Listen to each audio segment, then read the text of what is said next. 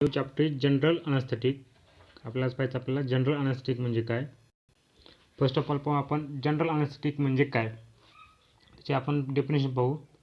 Definition पहा. Anaesthesia means and without आणि ॲस्थेसिस means sensation. Definition काय आहे. The drugs which produce reversible loss of all sensation and consciousness. Definition काय आहे पुन्हा पहा. The drugs which produce a reversible loss of all sensation and consciousness. म्हणजे असे drug काय reversible loss of all sensation, जे काय बॉडीचे सेन्सेशन आहे आणि कॉन्शियसनेस ते काय करतात रिव्हर्सिबली लॉस करतात किंवा थोड्या काळापुरते ते काही काळापुरते ते काय करतात लॉस करतात किंवा गायब करतात. त्यालाच काय म्हणतात general anesthetic. A general anesthetic generally administered by the anesthesiologist in order to induce or maintain general anesthesia to facilitate surgery. मग जे काही जनरल अनेस्थेटिक आहे हे कोण देऊ शकतं. जो काही अनेस्थेशियोलॉजिस्ट आहे म्हणजे जो अनेस्थेशिया देणारा फिजिशियन आहे किंवा डॉक्टर आहे तो काय तो अनेस्थेशिया पेशंटला देऊ शकतो. त्यालाच काय म्हणतात अनेस्थेसियोलॉजिस्ट. ठीक आहे. मग त्याच्यामध्ये वेगवेगळे स्टेज ऑफ जनरल अनेस्थेटिक. मग त्या जनरल अनेस्थेटिकचे वेगवेगळे स्टेजेस आहेत.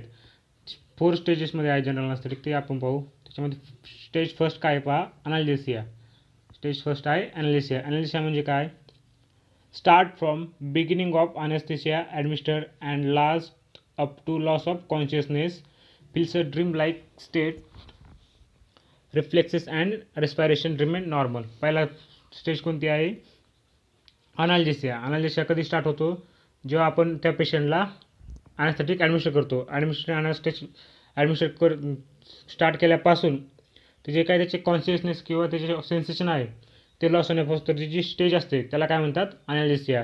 या स्टेजमध्ये काय होतं पेशंट काय कॉन्शियस त्याचं कॉन्शियस काय होतं लॉस होतं, बट जे काय रेस्पायरेशन आणि रिफ्लेक्सेस त्याचे ते काय राहतात नॉर्मल राहतात. त्यालाच काय म्हणतात analgesia. Start from administer of general anesthesia and last up to loss of consciousness. म्हणजे ॲडमिनिस्टर केल्यापासून ते त्याच्या जोपर्यंत कॉन्शियसनेस लॉस होत नाही तोपर्यंत ते स्टेज असते त्याला काय म्हणतात अनाल्जेसिया. ठीक आहे. स्टेज सेकंड आहे stage of delirium. Stage of delirium पहा काय. From loss of consciousness to beginning of irregular respiration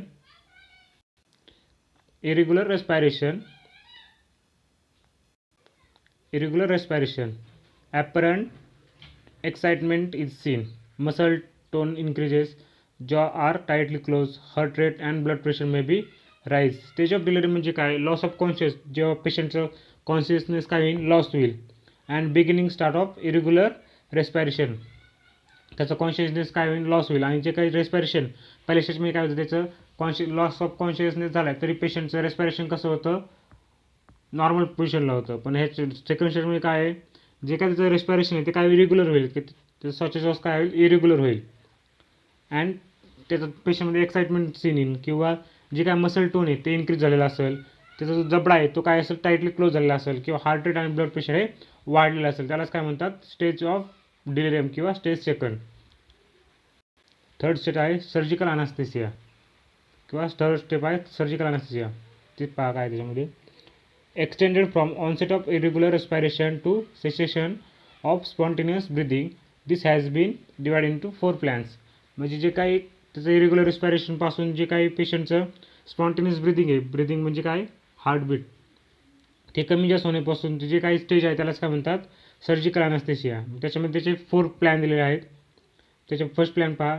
this plan ends when I become a fix. पहिला प्लेन कधी एंड होतो ज्यावेळेस पेशंटचे जे काही त्याचा डोळा आहे तो काय होतो फिक्स होतो. प्लेन सेकंड पहा. Loss of corneal and laryngeal reflexes. जे काही कॉर्नियल आणि लॅरेंजियल रिफ्लेक्सेस आहे ते जोपर्यंत लॉस होत नाही तोपर्यंत जेव्हा लॉस झाले तेव्हा त्याला काय म्हणायचं आपण प्लेन सेकंड. प्लेन थर्ड पहा. Pupil start dilating and light reflexes. जे काही प्युपिल आहे आपल्या डोळ्याचे ते काय होतात डायलेट होतात म्हणजे डायलेट होतात म्हणजे त्याचे काय होतं त्याचा आकार वाढला जातो. आणि लाईट रिफ्लेक्सेस जे काय लाईट रिफ्लेक्स आहे त्याच्या लाईटला तो काही रिप्लेस करू शकत नाही, आयची मुवमेंट करू शकत नाही. त्याला काय म्हणतात प्लॅन 3. आणि प्लॅन 4 आहे dilated pupil decrease muscle tone, BP fails, म्हणजे ब्लड प्रेशर इज फेल्स. आणि प्लेन 4 काय आहे, डायलेटल प्युपिल आहे, म्हणजे जी काय आपली प्युपिल आहे आयची ती काय होईल, ती डायलेटर म्हणजे त्याचा आकार वाढला जाईल. डिक्रीज दी मसल टोन, जे काय मसल टोन आहे आपल्या बॉडीची ती काय होईल, डिक्रीज होईल. आणि जे काय ब्लड प्रेशर आहे आपलं ते काय होईल, डिक्रीज होईल. ते झालं plane 4. This are about the stage of surgical anesthesia. It is a stage 3 and last is a stage 4. It is a medullary paralysis किंवा respiratory and vasomotor control is ceases, म्हणजे जे काही रेस्पिरेटरी कंट्रोल आहे ते काय होतं, पूर्णली loss होतं. त्यालाच काय म्हणतात, medullary paralysis. This they are the 4 stages of anesthesia. पहिला स्टेज कोणता होता, stage of anesthesia. Second stage of delirium. Third is a surgical anesthesia and last is a medullary paralysis. This are the 4 stages of general anesthesia. हा एक difference आहे, मुद्दाम घेतला मी, general anesthetic आणि लोकल अनेस्थेटिक. अनेस्थेटिकचे 2 टाईप असतात, जे जनरल अनेस्थेटिक आणि दुसरा आहे लोकल अनेस्थेटिक. मग त्याचे डिफरन्स काय काय पहा. त्याच्यामध्ये पहा डिस्क्रिप्शन, जनरल अनेस्थेटिक आणि लोकल अनेस्थेटिक. त्याच्यामध्ये पहा साईट ऑफ ॲक्शन. जे काय जनरल अनेस्थेटिक आहे हे कुठं असतं, सेंट्रल नर्वस सिस्टीम. की मागच्या प्रिव्हियस चॅप्टरला पाहिलं आपण की CNSचं आपल्याला इंट्रोडक्शन होता सगळा. जे काही जनरल अनेस्थेटिक आहे तो कशावर डिपेंड, साईट ऑफ ॲक्शन, म्हणजे ते साईट त्याची काही ॲक्शन ते कुठं होणार आहे, सेंट्रल नर्वस सिस्टीमला. जे काय लोकल अनेस्थेटिक आहे ते कुठं होणार आहे, पेरिफेरल नर्वस सिस्टीमला. एरिया ऑफ बॉडी इन्व्हॉल्व, जे काही एरिया ऑफ बॉडी, जो काही बॉडीचा एरिया इन्व्हॉल्व होणार आहे. जनरल अनेस्थेटिक म्हणजे होल बॉडी, म्हणजे जनरल अनेस्थेटियामध्ये आपली सर्व बॉडी त्या प्रोसेसमध्ये इन्व्हॉल्व होणार आहे. आणि लोकल अनेस्थेटिक म्हणजे स्पेशल एरिया किंवा लोकलाइज एरिया त्या प्रोसेसमध्ये येणार आहे. देन कॉन्शियसनेस, जे काही कॉन्शियसनेस आहे बॉडीचं ते जनरल अनेस्थेटिकमध्ये काय होणार आहे, लॉस होणार आहे. आणि लोकल अनेस्थेटिकमध्ये काय आहे, अनअल्टर्ड, म्हणजे काय कॉन्शियसनेस आहे ते काय होणार, अल्टर होणार नाही. जे काय स्पेसिफिक एरिया आहे तोच तेवढा लॉस ऑफ कॉन्शियसनेस होणार आहे त्याला. मेजर सर्जरी, जनरल अनेस्थेटिक कधी दिलं जातं, जे काय वेळेस मेजर सर्जरी प्रिफर करायची त्यावेळेसच दिलं जातं. आणि लोकल अनेस्थेटिकमध्ये ते दिलं जात नाही. ठीक आहे. मायनर सर्जरीमध्ये cannot be use. General anesthetic minor सर्जरीमध्ये यूज केलं जात नाही. लोकल अनेस्थेटिक म्हणजे मायनर सर्जरीसाठी यूज केलं जातं. Poor health patient is risky in general anesthetic and safer in local anesthetic. These are the difference of general anesthetic and local anesthetic.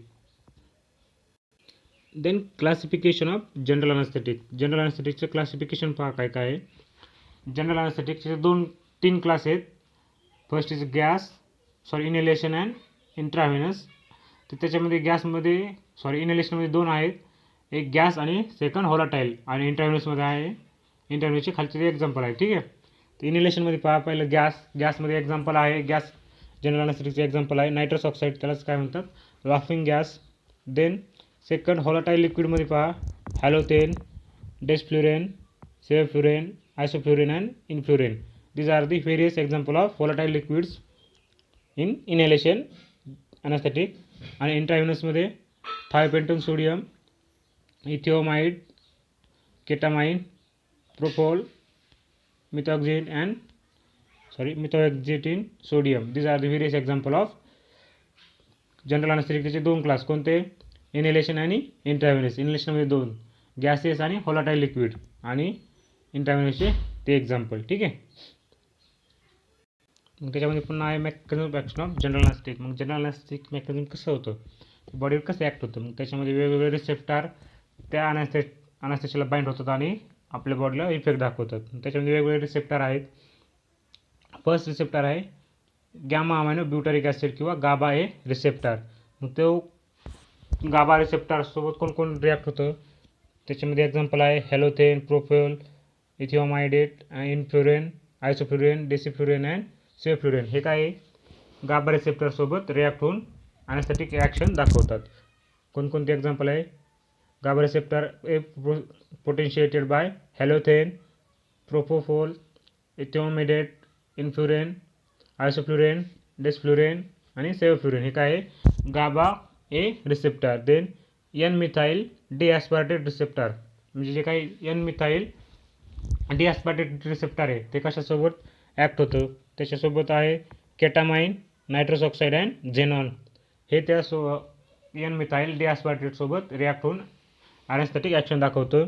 Last आहे Glycine receptor. Glycine रिसेप्टरसोबत ते potential with halothane, propyl, influrin, isoflurin, desflurin, and sevoflurin. These are the various receptor and drug which act on a receptor and gives anesthetic action.